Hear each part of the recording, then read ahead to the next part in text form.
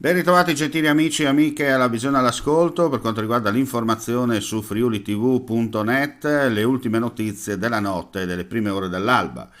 Un uomo è stato soccorso dal personale medico-infermieristico questa mattina a seguito di un malore che lo ha accolto mentre si trovava all'interno di un furgone nella zona della stazione dei treni a Basigliano.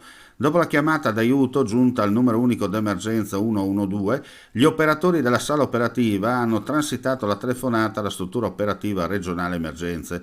Poco dopo l'arrivo dei mezzi di soccorso, l'uomo ha perso i sensi a seguito di un arresto cardiocircolatorio.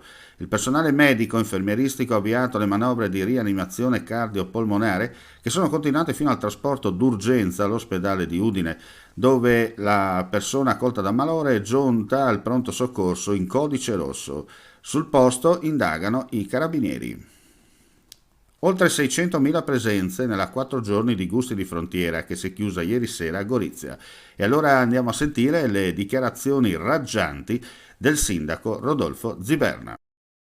Edizione davvero del record, questa è la 18ª, abbiamo iniziato giovedì con una giornata splendida, eccezionale, abbiamo iniziato letteralmente con il botto, venerdì, sabato, domenica, oggi, chiuderemo fra diverse ore gli stand, c'è ancora tempo per tutti, record perché abbiamo battuto le presenze delle ultime edizioni, 5 continenti tutti presenti con le loro privatezze, 40 sono i paesi, quasi 350 gli espositori, tanta musica, tanta gioia, tanto sorriso, tanto piacere di stare insieme e soprattutto di aver potuto dire io ci sono stato alla più grande kermesse del nord-est.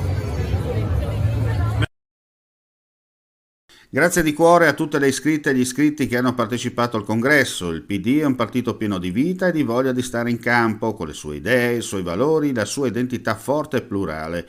È stato un congresso bellissimo, ricco politicamente e umanamente, abbiamo fatto confronti, ci siamo ascoltati come fa una vera comunità. Da questo congresso dobbiamo ripartire più forti, uniti e più utili per costruire l'alternativa, non per fare testimonianza.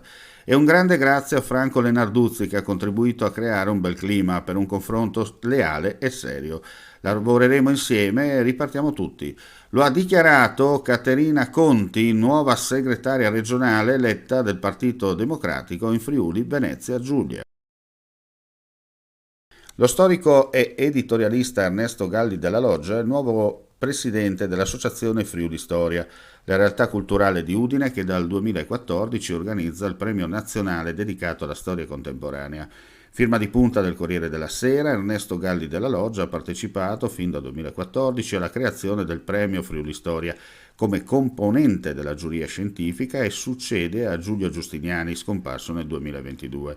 Il direttivo rinnovato dell'Associazione Friuli Storia sarà composto anche da Elisabetta Nonino, Roberto Volpetti, Anna Comelli e da Tommaso Piffer, che assume il ruolo di direttore scientifico, mentre Chiara Filipponi diventa direttore generale dell'associazione. Chiudiamo qui questa edizione live, grazie come sempre per la visione all'ascolto, vi ricordiamo che ulteriori news e non solo le potete consultare attraverso il nostro sito www.friulitv.net. Grazie per la visione all'ascolto, non resta che augurare a tutti voi un buon proseguimento di giornata. Ci portano più speranza, più fiducia, uno sguardo che finalmente si alza verso il futuro. Per ricominciare con la tua attività, con la tua professione, per allargare i tuoi orizzonti, ricomincia con noi. Contatta il nostro ufficio pubblicità. È il momento giusto per ripartire insieme. Chiamaci ai nostri contatti